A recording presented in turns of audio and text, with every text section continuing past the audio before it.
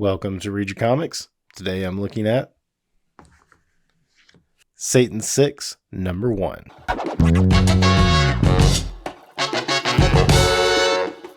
Today I'm continuing my look at books from 1993. That was the pivotal year in comics. Everybody was getting into the comics game, including the card company Topps Comics. And who better to get into the comics game with than the one and only Jack Kirby. So they put out a series of books that were more or less just based on things from Kirby's archives, and they put his name on it. Most of them were packaged with a card. This one I got did not have the card with it anymore. But I wanted to look at this one for two reasons. One, it's one of the only ones that had actual Kirby art in it.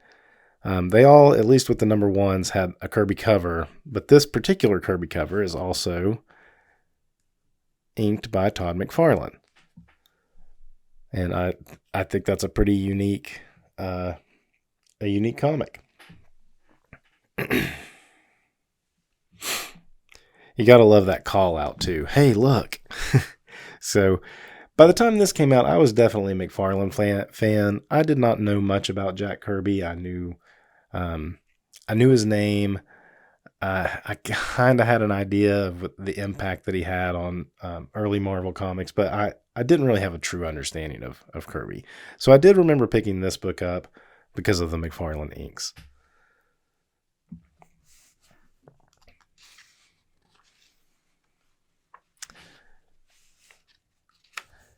I usually talk about how where the book's ranked in the top 300 of the year, and this particular book did not rank in the top 300. And Comic-Con did not have that particular month to give it where it was in that month. But I still think it's a nice little glimpse inside 1993 to show like just how everybody was getting into comics. I mean, it was just such a big boom, and everybody was trying to jump in and get a little piece of the pie. Even if they had to exploit somebody like the Kirby name. Now, he was in on this. You know, this wasn't something that somebody pulled out, like property that they had that he had worked on in the past. I mean, he was involved in as much that they reached out to him. How much he got paid for it, I can't really say, but you know, he was involved enough and to be like, here's some things in the archives that I never used, never really developed into like full-fledged books. Some of them became different books. But this is one he actually did a few pages for. So looking at this inside cover, all of these books, it started with this Secret Saga 0, but that's actually a book you had to mail in to get. So I guess really it launched with these 4 number ones, and 2 of them were just one-shots, Bombast and Captain Glory, and Night Glider too. These 3 were one-shots. And Satan 6 actually went on for a few more issues. I believe this is the only one that actually has some Kirby art in it, though. Then there was this Secret City Saga miniseries as well. And this miniseries is actually penciled by Steve Ditko. I want to say Captain Glory is too. I do have Captain Glory and I have Bombast. I don't know that I'll make videos of those necessarily. I might get to it, but you know, it's not something I'm going to rush to in this 1993 series. But this Secret City 0 was a mail-in. I believe in here there's probably a coupon for it. So looking at the credits right here, this shows that these are the pages that were penciled by Jack Kirby. And they're inked by different people each one. You got Terry Austin, Steve Ditko, Frank Miller, Mike Royer, and Joe Sino. Then we have Tony Isabella is writing it, and John Cleary does the pencils of the rest of the book. You can tell that's not a Kirby page. It's interesting because this style is so different from the Kirby pages. I don't know if they purposely did that to like definitely give the contrast instead of trying to be like, oh, we're trying to, you know, ape Kirby for this look, or if they were just trying to like really highlight the Kirby pages by putting in a style that was so different. The storyline gets a little meta. This is more or less Superman, and I think this is around the time Joe Shuster passed away. So she's kind of like an angel figure, or like Limbo even. and she's welcoming the new guy, Joe, who just happens to kind of look like Superman, into that era.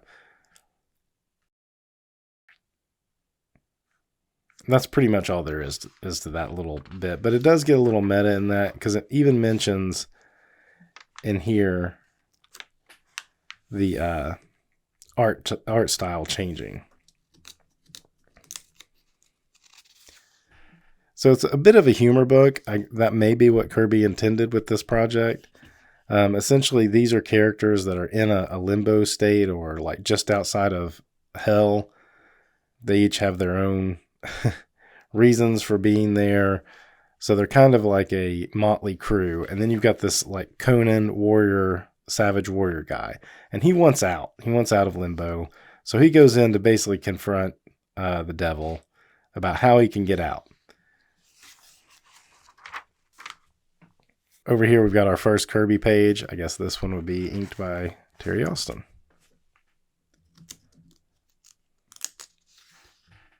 As you have the warrior guy breaking through the gates, and then the style changes. It says, "Don't let the occasional style changes confuse you. This place was never big on consistency. That's why we call it, you know what."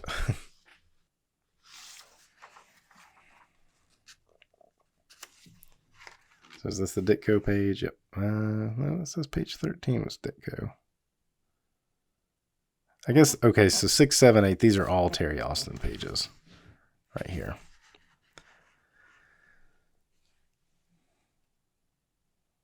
So you've got your typical Kirby 4-panel layout. And this stuff is good. This stuff makes me wish the whole book was like this.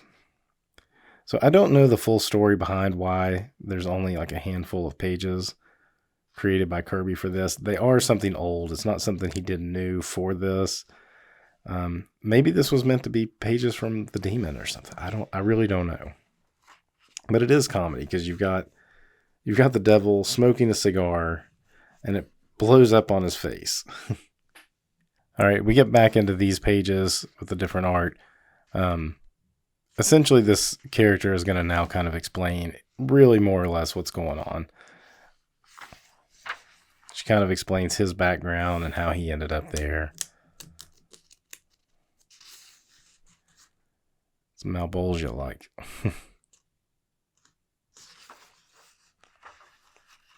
I don't know if Malbolgia had appeared. 1993. What was the first appearance of Malbolgia?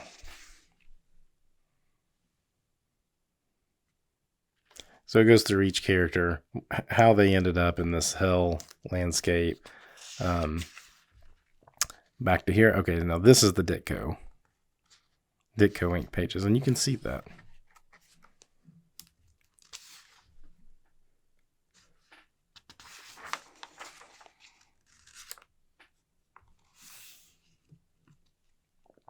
Get a couple of more Kirby pages.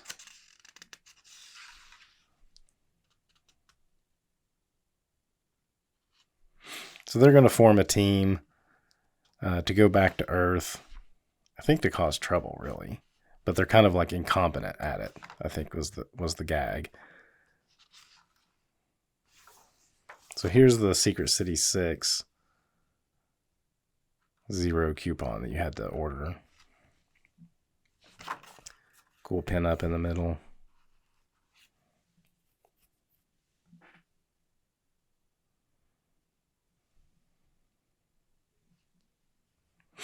So really there's really 5 characters here that are like people who were put into limbo.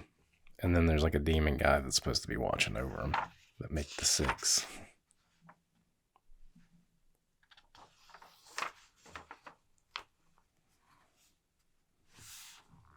Another solid Kirby page. Her face looks funny to me. I don't know if it's the inking or if it's just, something that was kind of like a rush job of Kirby. Not that Kirby's really known for like super sexy women or anything, but this, that doesn't work. And her hair doesn't really work.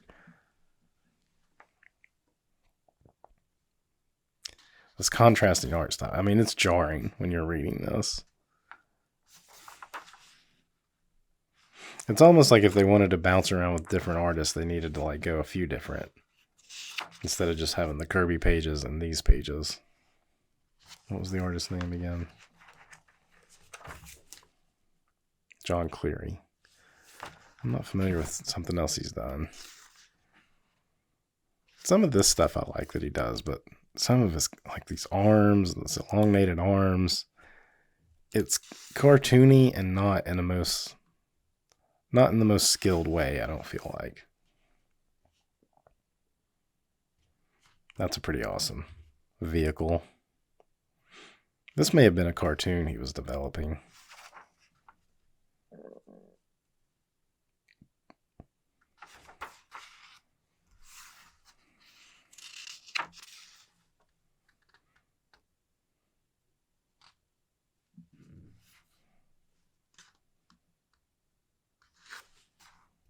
Layouts aren't awful. This guy's crazy looking. Is this his shoulder going up like up above? He's like sunk his head down. I'm Various, your very own hacker from hell. Don't touch anything. The beeps, buzzes, glows, hums, and whistles, and we'll get along fine.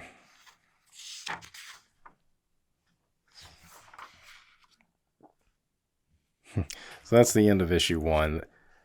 Essentially, they're going back to Earth, and I think their purpose, if I recall correctly, is to cause chaos and be disruptive, but they're kind of like bumbling and end up doing good things and becoming more like heroes, like accidental heroes. This is cool. Steve Ditko story, or at least ink by Steve Ditko. This is penciled by Bob Lash, but this looks very Ditko-ish, so he put a heavy hand on this ink, I feel like. Lettered by Don Simpson. Counselors of the Macabre.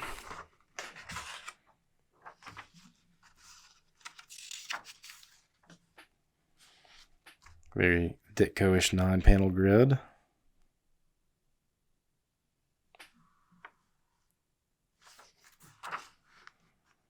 Kind of a cool backup story.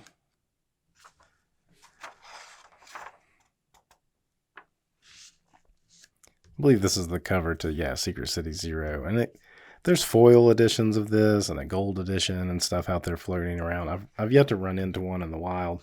I've been kind of picking these up as I see them, and mostly dollar boxes. Like I said, they did come polybagged originally with a card. And a couple of them I'll find with a card. And of course, I just open them up. But and the card is usually like some kind of foily, chromy looking card. I mean, it was made by a card company. Topps would also do things in this year, like they did a Jurassic Park series. They brought back Cadillacs and Dinosaurs, the Xenozoic Tales, into a Topps branded book. Can't really think of anything else they did, but I mean, Topps comics didn't last too long. Maybe a year, maybe 2 years. They kind of got, 93 is just this peak year because it had all been building up. You had Todd's Spider-Man in 90, X-Force and Jim Lee's X-Men in 91. 92 was the beginning of Image. So it's like outside people were looking and going like, wow, the comic market is booming. Everybody's, making millions of dollars right now. These books are selling in huge numbers. We've got to start making some comic books.